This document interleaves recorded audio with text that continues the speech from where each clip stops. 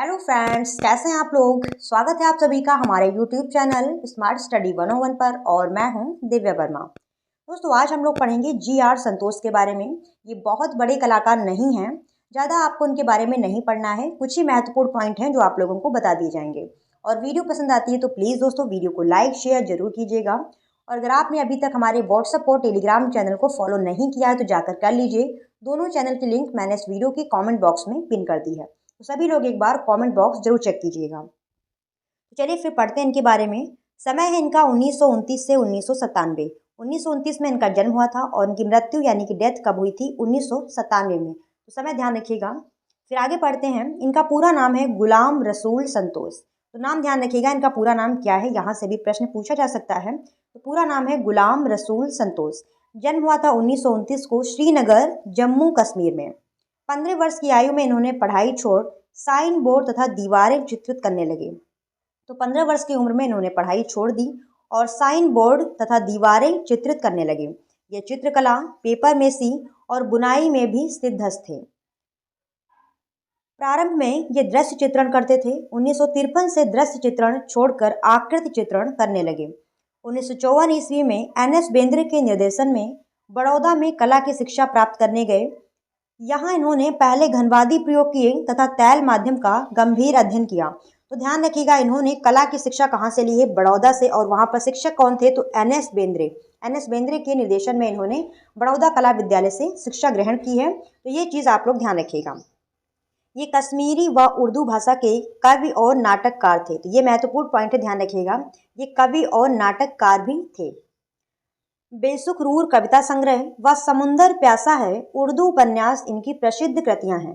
तो बेसुखरूर ये इनका कविता संग्रह है, समंदर प्यासा है ये इनका उर्दू उपन्यास है। तो ये इनकी जो कृतियां हैं इन्हें आप लोग ध्यान रखिएगा। इन्होंने रंगमंच सेट व परिधान भी डिजाइन किए हैं। इन्होंने रंगमंच सेट और परिधान यानी कि जो उनका पहनावा होता है वो भी इन्होंने डिजाइन किए हैं।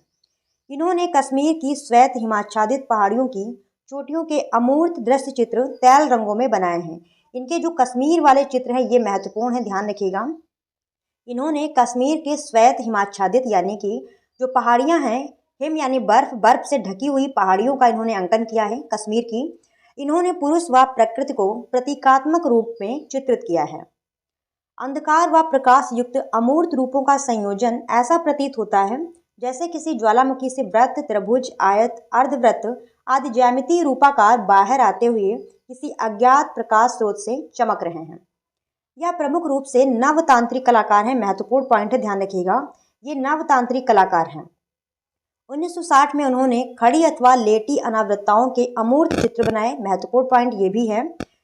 इन चित्रों में घनवाद व अभिव्यंजनावाद का समन्वित रूप परिलक्षित होता है। तो इन्होंने खड़ी अथवा लेटी हुई अमूर्त अनावृत्ताओं के अमूर्त चित्र बनाए हैं। ये बहुत ही महत्वपूर्ण पॉइंट है, ध्यान रखिएगा।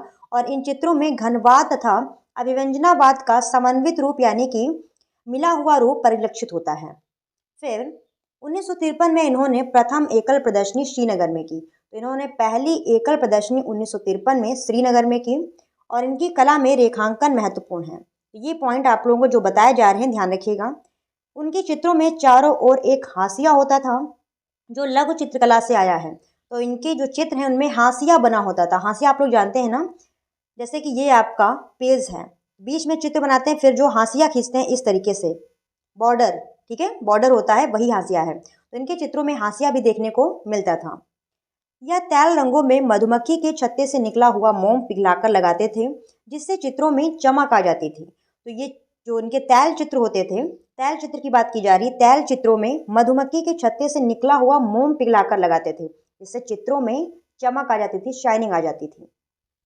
यह विशेष रूप से अपने कश्मीर व शैव धर्म के विषयों के लिए जाने जाते हैं। तो विशेष रूप से इन्होंने जो कश्मीर के चित्र बनाए हैं और जो शैव धर्म के चित्र बनाए हैं इनके लिए ये विशेष रूप से जाने जाते हैं। तो इस पॉइंट को ध्यान रखिएगा।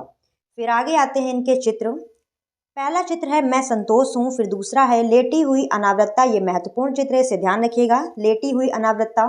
और इंदिरा गांधी की सभी, रूपाग्नि, पंचतत्व श्रृंखला, ये श्रृंखला है इनकी पंचतत्व वाली।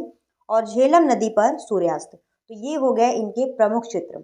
और जितने पॉइंट आप लोगों को बताए गए हैं कि ये महत्वपूर्ण हैं, उनको आप लोग थोड़ा ध्यान दीजिएगा, फोकस करिएगा, और बाकी आप लोगों को ज़्यादा नहीं पढ़ना है, ठीक है, क्योंकि आप लोगों का पेपर ऑब्जेक्टिव टाइप आएगा, सिलेबस आपका बहुत है, तो ज़्यादा गहराई से नहीं पूछेंगे। वीडियो पसंद आई हो तो प्लीज़ दोस्तों वीडियो को एक लाइक जरूर दीजिएगा और अपने सभी साथियों के साथ में इस वीडियो को शेयर भी कीजिएगा। और अगर आपने अभी तक हमारे चैनल को सब्सक्राइब नहीं किया है तो प्लीज़ सब्सक्राइब कर लीजिए, ताकि मैं जैसे ही नेक्स्ट वीडियोस अपलोड करूं आपके पास नोटिफिकेशन तुरंत पहुंच सके। फिर मिलते हैं दोस्तों ऐसी किसी नई वीडियो के साथ, तब तक आप जुड़े रहिए हमारे साथ। धन्यवाद दोस्तों, जय हिंद।